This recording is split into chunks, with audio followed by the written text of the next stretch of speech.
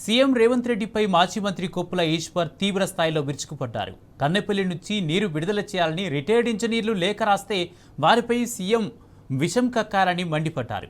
రైతుల బాగు కోరి నీరు విడుదల చేయాలని చెబితే రిటైర్డ్ ఇంజనీర్లను బొక్కలో వేస్తారని అనడం ఏంటని ఫైర్ అయ్యారు. గతంలో ఏ ముఖ్యమంత్రి రేవంత్ లాగా ప్రవర్తించలేదన్నారు. కేసీఆర్ గారు ముఖ్యమంత్రి ఉన్న కాలం నాడు కాళేశ్వరం ప్రాజెక్టు ద్వారా దాదాపు రాష్ట్రంలో ఉన్నటువంటి అన్ని ప్రాంతాలకు నీళ్లిచ్చి సస్యశ్యామలమైనటువంటి రాష్ట్రం ఈరోజు దుర్భిక్షమైనటువంటి పరిస్థితులను ఎదుర్కొనేటువంటి పరిస్థితి మనకి ఇలా కనబడతా ఉంది.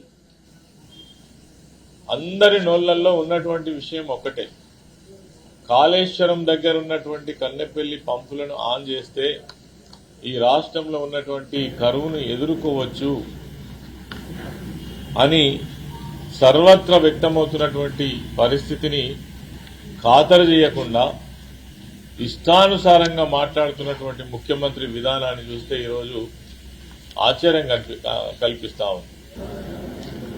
తెలంగాణ మేధావులను రిటైర్ ఇంజనీర్లను బొక్కలో వేయాలట, కన్నెపల్లి మోటార్లు వెంటనే ఆన్ చేయాలని లేఖ రాసినటువంటి రిటైర్ ఇంజనీర్లను జైల్లో పెట్టాలట, రిటైర్ ఇంజనీర్లు ఇచ్చినటువంటి బేకు సలహాలట, అదేవిధంగా వీళ్లను బొక్కలో వేయకపోవడమే నేను చేసిన తప్పట, కన్నెపల్లి పంప్ హౌస్ నుండి నీటిని విడుదల చేయాలని లేఖ రాసినటువంటి రిటైర్ ఇంజనీరు శ్యామ్ ప్రసాద్ రెడ్డిని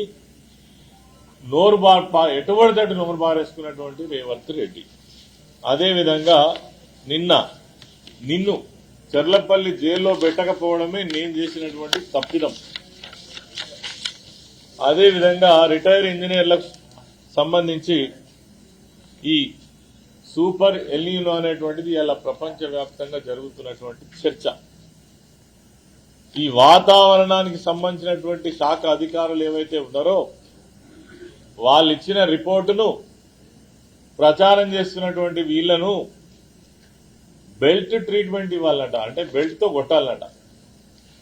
ఈ సూపర్ ఎల్నినో వస్తుంది కాబట్టి నీళ్లు లిఫ్ట్ చేయాలని, అదేవిధంగా వాళ్ళు ఇచ్చినటువంటి మంచి సలహా,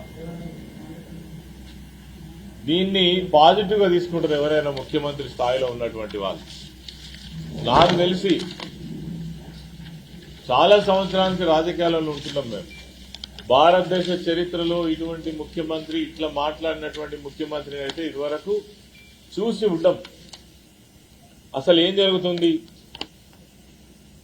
దశాబ్దాల కాలంగా పనిచేసినటువంటి రిటైర్ ఇంజనీర్లు వాళ్ళకు ఒక ఆరాటం ఆతురత ఉంటుంది. మనం ఈ రాష్ట్రంలో ఇరిగేషన్ డిపార్ట్మెంట్ లో పనిచేసినాం, మనకు మంచి చెడ్డలు తెలుసు కాబట్టి ఈ ప్రభుత్వానికి ఒక సలహా ఇస్తే ఏంది రైతుల పక్షాన అని అనుకొని రిటైర్ ఇంజనీర్ల సంఘం తరఫున వాళ్ళు ఒక సలహా ఇస్తే వాళ్ళని బొక్కలో వేయాలట, బేగూఫ్ సలహాలట.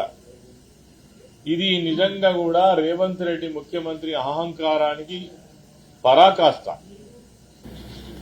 ఈ రేవంత్ రెడ్డి ముఖ్యమంత్రి అసలు ఏమనుకుంటున్నాడు, ఏం చేయాలనుకుంటున్నాడు? ఈ రాష్ట్రాన్ని గోదావరిలో నీళ్లున్నాయి, కన్నెపల్లి దగ్గర నుంచి లిఫ్ట్ చేసేటువంటి అవకాశం ఉన్నది.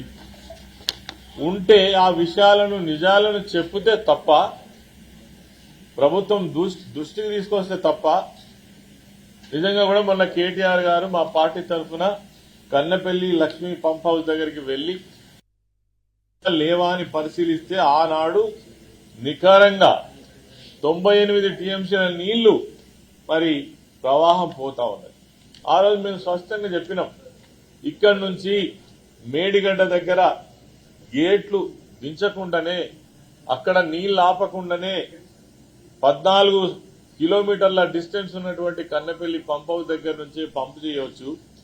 రాష్ట్రంలో ఉన్నటువంటి రిజర్వాయర్లు కావచ్చు, చెరువులు కావచ్చు, మొత్తం రాష్ట్రంలో ఉన్నటువంటి మొత్తం నీళ్లు అన్ని ప్రాంతాల్లో కూడా పంపొచ్చు అని ఆ రోజు చెప్పడం జరిగింది.